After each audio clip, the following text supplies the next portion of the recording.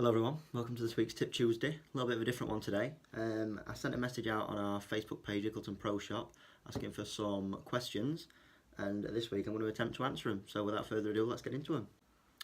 Right, first question is from Gary Campling. Gary says, I'm only getting 250 off the T-Jack. How do I get to the 300 mark, please? First of all, I don't believe that for 1 second, Gary. I believe that you hit it about 320 every time. You're playing off an handicap that I think is extremely false at the minute, so we'll keep tabs on that.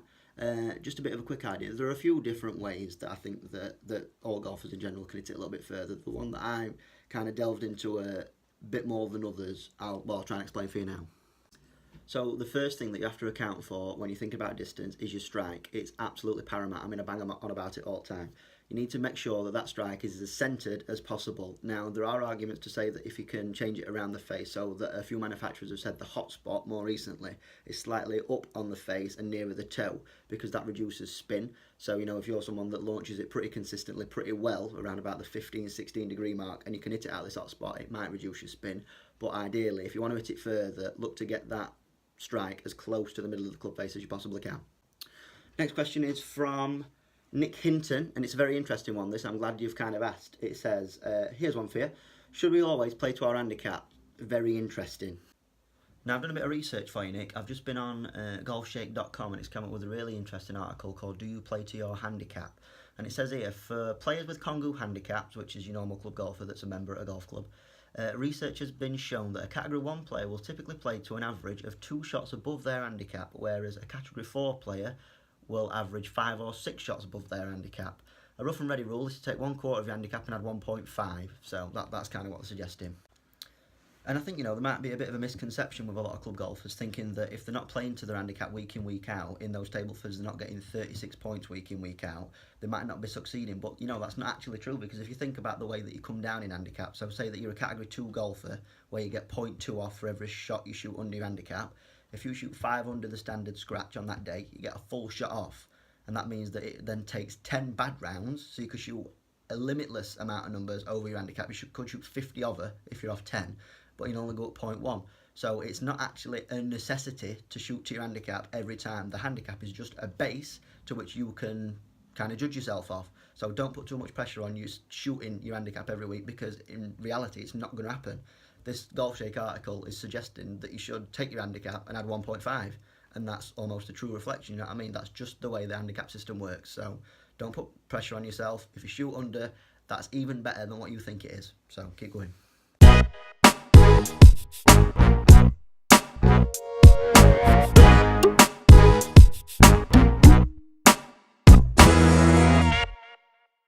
Next we've got a question off the one and only Dean Lee.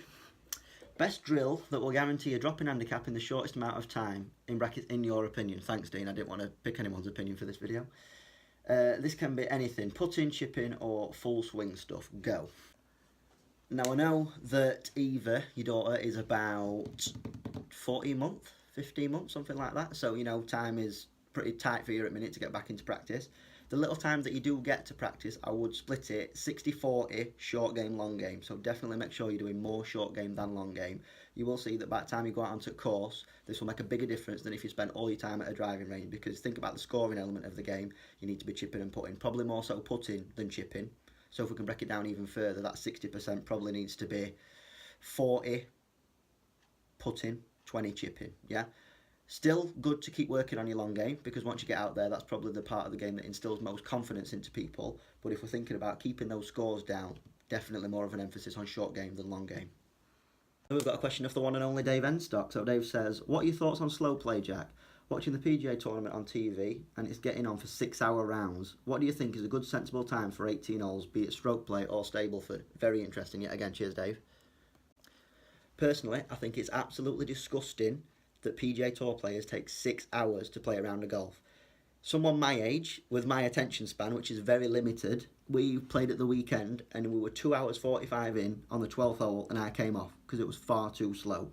I think a normal round of golf should take you 4 hours. That should be the standard. Any more, I think it's unacceptable. I know people have physical limitations, so they might struggle walking wise, getting round, you know, as quick as 4 rounds. But if we use that as a base, and I think for participation levels, if we can incorporate a game which is probably 6 holes, 10 holes, you know, almost like an hour and a half, something similar to a game of football, which their participation levels are up here and ours at golf are way down here compared to that. We need to think of a shorter game, which is less time consuming, that will get people involved in playing golf. And then using that as a base, we'll probably look to get more people playing, the conventional 18 holes. But you're right, Dave, I think 6 hours for a round is absolutely disgusting. And for your normal club golfer, and for the likes of myself, even if we're taking 4 hours to get round, it's better, and it definitely keeps me more interested. So, and finally, we've got a question off Peter Marsh. Peter is at Sandhill Golf Range. He's also got a YouTube channel, so make sure you go and check him out. Pete says, okay, asking for a friend. Any advice to combat golfer's arse? Yes, sous de creme. So there you go. That was this week's Tip Tuesday. I hope you've enjoyed it.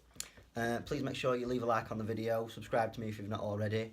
And yeah, I'll probably do something like this in the future again. A little bit of a question and answer type thing. For all lessons and inquiries, all my information is in the description below. And until next time, see you.